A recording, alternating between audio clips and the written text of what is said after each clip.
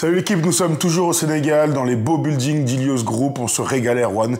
Tenue estivale, 30 degrés, le soleil. Franchement, quel beau pays, quel beau séjour. Tu m'as sorti de la piscine pour venir parler de ce magnifique match entre les Nuggets et les Timberwolves. Je suis colère, Thomas. Je suis colère. Mais parce que nous sommes des professionnels avant tout et que nous sommes là grâce au basket. Donc c'est important de continuer à suivre ces playoffs qui sont passionnantes. On va parler aujourd'hui, bien sûr, à fond de ce match 2 entre les Wolves et les Nuggets. C'est quand même la grosse sensation, hein, puisque les champions en titre sont menés 2-0. Erwan, sur le premier match qu'on a pu voir il y a quelques jours, on voulait se laisser le temps pour voir s'il y avait une tendance qui se dégageait de l'incroyable victoire des Wolves 106-99 sur le parquet des Nuggets. Les Nuggets étaient tenus sous les 99 points, Anthony Edwards était à 43 points. On était d'accord pour dire que les Nuggets allaient réagir sur le match 2. Ouais, c'est ce qu'on s'attendait. On attendait une vraie réaction des Nuggets. Comme toute équipe qui perd l'avantage du terrain dès le premier match, il y a forcément une réaction et aussi un changement d'attitude. Le problème, c'est que ça s'est pas passé comme ça. Donc, tendance il y a, et la tendance, elle est sur le fait que les Minnesota Timberwolves dominent, surdominent même, le mot n'est pas trop fort, surdominent clairement le champion en titre. Sur la première mi-temps, puisqu'on peut s'arrêter là, la première mi-temps, on voit une équipe quand même des Minnesota Timberwolves privée de Rudy Gobert, certes, mais qui va mettre Kyle Anderson, qui par sa justesse, par son placement, par son IQ basket, va encore faire de très belles choses. Et puis c'est une équipe qui ne va même pas avoir besoin d'un grand Anthony Edwards en premier temps pour étouffer, parce que c'est le mot, quand on regardait le match tous les deux, c'est le mot étouffer complètement cette défense des Nuggets. Et la réponse des Nuggets, c'est ce qui m'a un petit peu chagriné, ça a été aux arbitres. Alors oui, ça les jouer, oui, ça met des coups, mais on est en play-off et la réaction, elle ne peut pas être que de parler aux arbitres. Quand tu domines, tu peux parler aux arbitres. Quand tu es surdominé physiquement comme ça, la réaction, elle doit être d'abord de répondre au combat. Et dans le combat, ils n'y ont pas été. Pour l'instant, il n'y a aucun combat dans ce match. Erwan a effleuré le sujet. On tient à féliciter Rudy Gobert, hein, qui vient d'accueillir son premier enfant, un petit garçon. Donc bravo à toi, Rudy, bravo à la maman. L'avenir du basket français est assuré encore une fois. Ouais, c'est clair. Quel avenir incroyable. On espère que ça s'est très bien passé pour ta petite famille. Mais c'est vrai que c'était la grosse info hier quand on a vu Personal Reasons, Rudy était questionable, Rudy, donc après, n'allait pas pouvoir jouer parce que c'était à Minnesota et que ça servait à rien qu'il rentre en urgence à Denver, qu'il aille à Denver pour suivre le match. On se disait, bon, bah voilà, il y avait absolument tous les symptômes pour que les Nuggets aillent chercher ce deuxième match. Et t'as raison, Erwan, cette équipe des Wolves fait un match juste exceptionnel, moi je dis magistral défensivement, 80 points encaissés sur le parquet de Denver. Pour rappel, les Nuggets cette saison, eh bien, ont marqué seulement 3 fois, 90 points au moins. La première fois, c'était où? Eh ben, sur le parquet de Minnesota, c'était en novembre 2023. Ils avaient marqué 89 points. Ensuite, 86 points à Houston et 84 poins chez toi, dans ton fief de New York. Pardon. C'est le pire match des Nuggets. Crédit énorme donc à la défense des Wolves et crédit à deux hommes là. En premier lieu, Erwan, Jaden McDaniels et Alexander Walker qui ont été exceptionnels sur Jamal Murray. Surtout. Ils sont magnifiques d'intensité, d'aller vers l'avant, de rentrer, de faire reculer comme ça les attaquants. Ils sont magnifiques d'attitude et puis on voit qu'ils prennent du plaisir à défendre. Quand on voit cette magnifique loupe sur Kyle Alexander qui défend, qui cadre comme ça, Jamal Murray, il sourit parce que quand t'es en canne défensivement, quand sur tes 3, 4, 5 premières défenses, tu sais que t'as pris l'avantage sur ton adversaire, eh ben, tu sais que tu vas lire tous ces dribbles, eh ben, tu te sens bien et c'est un vrai plaisir. Et ces deux mecs-là prennent énormément de plaisir. Donc, déjà, dans le défi des match-up, ils ont pris le dessus. Et puis après, il y a aussi tactiquement, où ils ont été très bons. Et encore une fois, avec McDaniel et Walker Alexander, c'est d'aller trapper sur Alexander Walker, c'est d'aller trapper aussi sur Nikola Jokic. Et derrière, la qualité de passe et le jeu sans ballon des Nuggets a été défaillant. Ouais, c'est clair que c'est un truc sur lequel on revient pas tant que ça. On parle souvent des coups de chaud d'attaque. Ou quand t'as un coup de chaud, tu vois les mecs sourient, célèbrent et tout. Mais alors les coups de chaud défensifs, ça arrive moins en NBA parce que c'est moins l'endroit où tu peux le faire. Mais c'est vrai qu'à tous les niveaux, quand tu sens que tu prends le dessus physiquement dans la tête du mec, le plaisir, il est, pas autant que quand tu enchaînes des tirs parce qu'il y a rien de mieux dans le basket. Mais ce plaisir-là, il y a que les gars qui ont joué et qui peuvent comprendre ça. Donc c'est bien que t'en parles et on sent qu'au plus haut niveau, t'es parfois capable de déteindre un mec comme Jamal Murray. Et ça, c'était quand même inespéré. Il y a un côté physique et il y a un côté psychologique. Tu sens tout à fait. Quand à un moment donné, tu veux passer dans l'écran avec quelqu'un, par exemple, tu vas le sortir une fois, deux fois des écrans, tu sais que tu as gagné ton duel. Quand pour le coup le mec lui tu veux le passer dans l'écran, mais lui bam il te remet dans et bam tu prends l'écran parce que tu sens que l'attaquant il est dur sur toi, tu fais je vais en chier aujourd'hui. Et c'est pareil dans le dribble, il y a des mecs tu dribbles, tu fais oula et tu danses avec lui. Et puis des fois t'arrives, tu lis toutes les trajectoires et t'es bien. Et hier on a vraiment eu cette sensation là que les deux défenseurs ils avaient un coup d'avance chaque fois sur Jamal Murray, et ça s'explique par les statistiques dramatiques de Jamal Murray, le comportement aussi. Il a jeté un truc sur le terrain le mec. C'est assez rare pour être souligné de Jamal Murray, très frustré.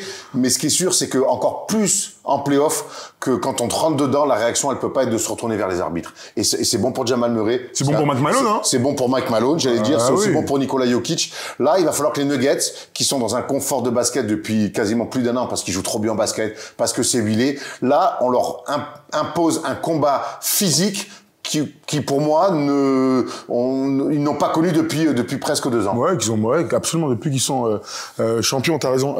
Il y a quand même un truc sur lequel je voulais qu'on revienne, c'était sur la manière de défendre sur Jamal Murray et sur Nikola Jokic. On était tous plutôt persuadés, là, les observateurs, à dire que c'était indéfendable, que dans les money time, on pouvait rien faire contre cette équipe. Elle fait toujours les bons choix collectivement. On voit le début de match d'Aaron Gordon qui profite des espaces de la défense et qui fait l'entame qu'il faut. Mais la défense, et encore une fois, on va prononcer ce mot beaucoup de fois aujourd'hui, la défense, pas dans le duel en 1 contre 1, dans la manière de mettre de la densité à la fois sur Jamal Murray, sur pick and roll, il y a plein d'actions, dont une hyper symptomatique là, où il est là en galère, il a arrêté son dribble, il sort comme ça, et finalement il y a les 24 qui retentissent, il y a cette action là, et puis ça marche aussi pour Nikola Jokic. Ils ne sont jamais dans des 1 contre 1, allez, un petit peu simple, je sais pas si on peut dire simple, mais en tout cas clair et logique à jouer. Fort dans les duels, fort dans les rotations. Il n'y a pas Rudy Gobert, mais ils ont tout l'accès au cercle a été quasiment impossible.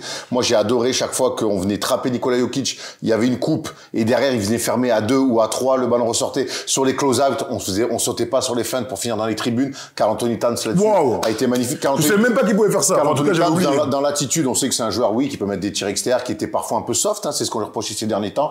Là, moi, sur les 2 matchs, et notamment sur ce match 2, il est fantastique. Dur sur Nikola Jokic, très fort dans les rotations, et pareil, à tenir les duels sur des plus petits, faire des grands efforts, mettre beaucoup de gestes, parce que c'est quand même un mec qui a de l'envergure. Ils ont tous été magnifiques. Après, on peut faire du name dropping, Mike Conley, grand bravo. Non, mais on peut dire quand même que le banc, qu'on a souligné la profondeur, a dominé largement. Que n'a pas le Nuggets, 14 points pour Nasrid, 14 points pour Neil Alexander-Walker. Donc déjà, avec ces 2 mecs-là, ton banc, il est largement meilleur que celui de Nuggets. Et dans un match sur 48 minutes, puis, ça compte énormément. Et puis Alexander-Walker, Neil Alexander-Walker, il met des défenses d'élite, et il met 14 points.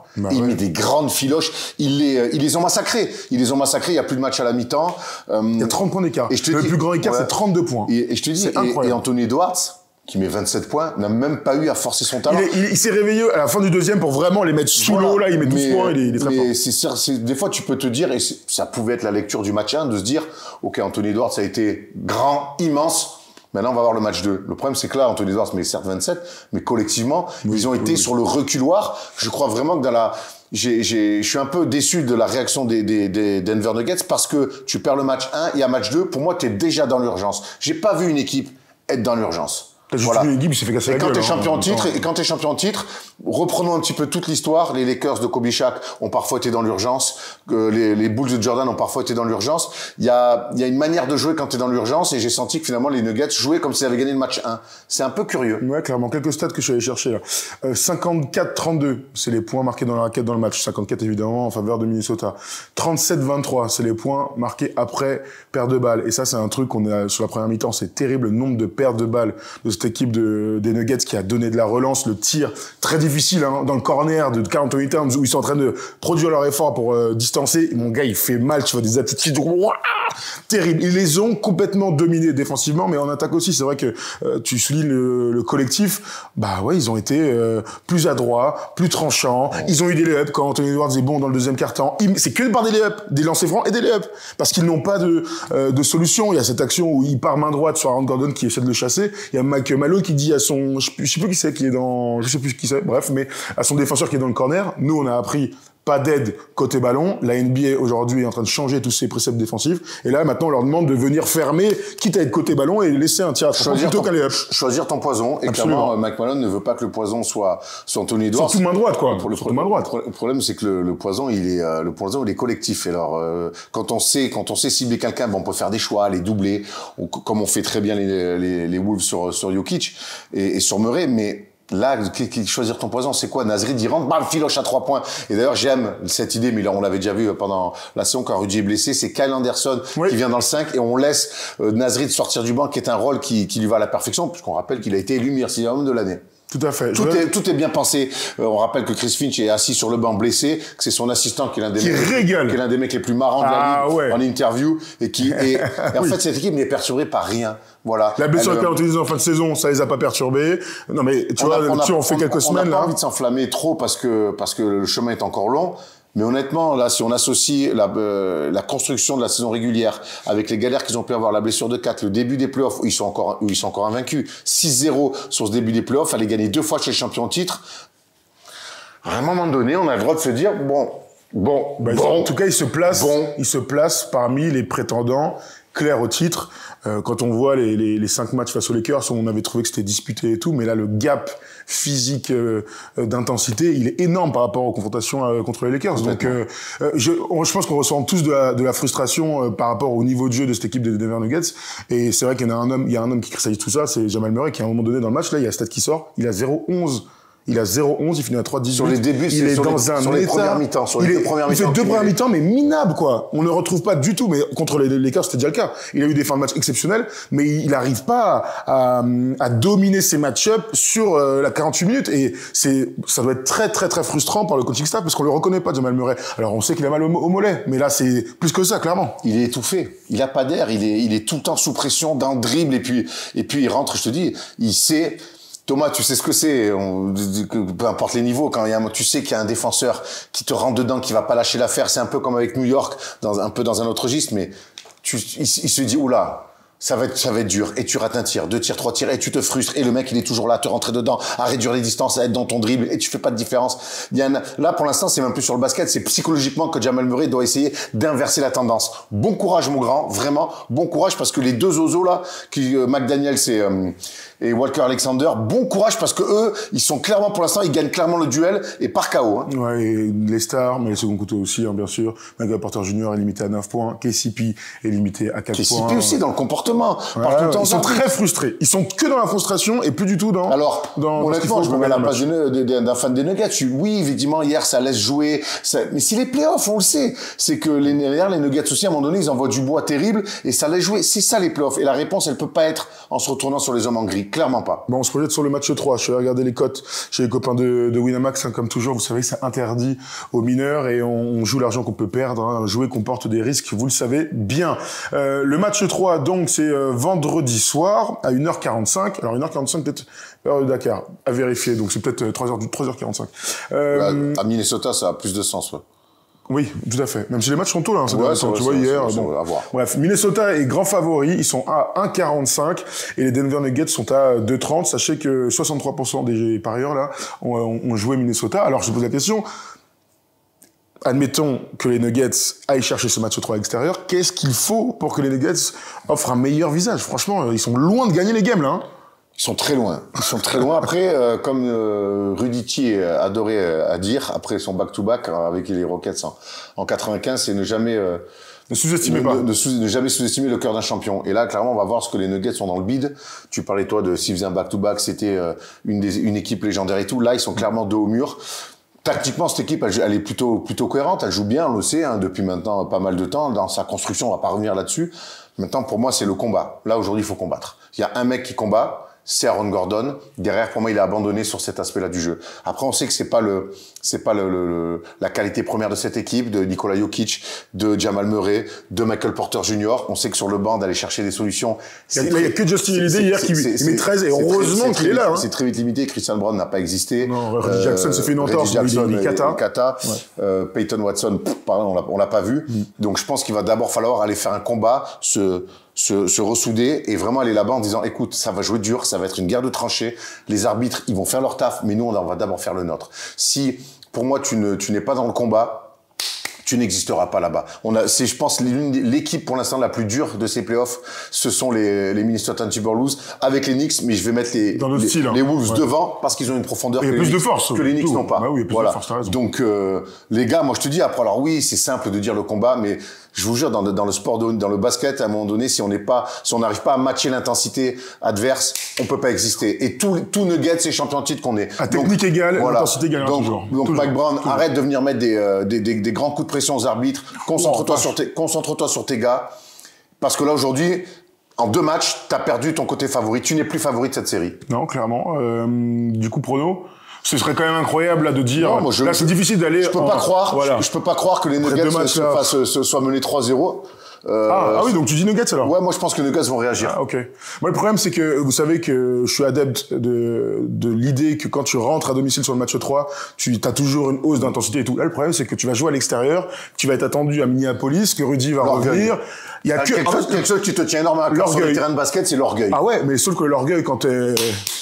L'orgueil, ça sert à rien, à part mettre une droite à la fin. Non, Thomas. L'orgueil, quand t'es dominé physiquement, ça t'amène jamais nulle part. C'est ça le problème. Alors, bien sûr, la seule manière de gagner un match 3, voire un match 4 pour une série pour les Nuggets, c'est repenser à eux et se faire une espèce de complot, à la Didier Deschamps, là, le fameux bunker, là, où on laisse rien paraître, on a 3 jours, on se remet à bosser, on tente des trucs et machin. Bon, une fois qu'on a dit ça, il y a un match à jouer et l'équipe en face est tellement en confiance que j'ai du mal à imaginer les Nuggets. Là, les 2 matchs, ils m'ont trop impressionné. Donc, goûte à voir. Mais, on disait tout à l'heure hors caméra, on souhaite quand même des séries longues. Si on pouvait, les Nuggets, nous offrir une série longue, allez-y les gars. Après, quand t'es meilleur, t'es meilleur. Là, pour l'instant, sur les 2 matchs, il y a une équipe et il y en a une autre. Ils sont complètement surdominés sur tous les aspects du basket. C'est assez surprenant, c'est assez bluffant. Mais on va conclure cette vidéo en disant surtout grand bravo pour l'instant à Minnesota. Quel début de playoff magnifique. Bravo. Ce soir, Boston-Cleveland, Oklahoma-Dallas, c'est la soirée des Game 1. Il y a aussi le PSG aujourd'hui. Il y a aussi Monaco contre le Fener. C'est une belle journée de sport qu'on va pouvoir regarder nous ici à Dakar. Merci à tous encore une fois pour tous vos beaux messages et vos messages d'amour sur les réseaux sociaux. Les Knicks en plus ont gagné hier. Pour l'instant, ça se passe bien. Écoute, il manque que l'OM jeudi. Rouen était bien. Match 2 à Verdun, je crois, le match des Knicks. Le Garden. Le Garden va être en travaux. Tu gagnes pas comme ça, ça va être en travaux. Oh là, j'ai souffert hier, mais bon, écoute, c'est passé. L'essentiel, c'est qu'ils aient gagné. Bon, Ricard là, il a un petit plan, ce petit coquin, je le sens. Il veut les épuiser.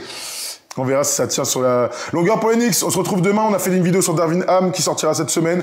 Il y a du Undrafted aussi qui sort avec Ian Mahinmi qu'on pourra mettre sur les réseaux de la NBA demain, mercredi à 18h. On parle de la BL et on parle aussi des Sixers et de Joel Embiid. C'est très intéressant d'avoir Ian Mahinmi toujours dans ces moments-là. Et puis s'il se passe d'autres choses, bien sûr, avant qu'on rentre à Paris, on refera des petites vidéos. Merci à tous de nous avoir suivis. Merci à Polo, merci à Jérémy, merci à Léo qui monte la vidéo. Merci à tout le monde. Merci et merci à Tom aussi, bien sûr. Merci à nos groupes dans ces canapés de très haut niveau. Je veux le même à la maison. Bon courage pour le ramener alors.